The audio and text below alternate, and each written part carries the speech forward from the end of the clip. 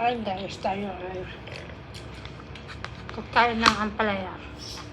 Saka leftover na kangkong at saka maliit na bilog na ano.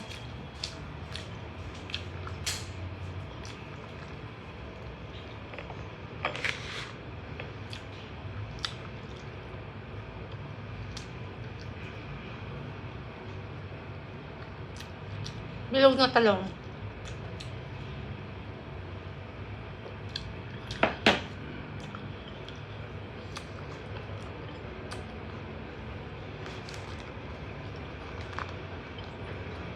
Tumataba na tayo guys.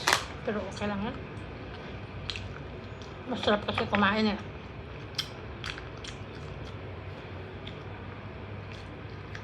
Ito ang aking lunch.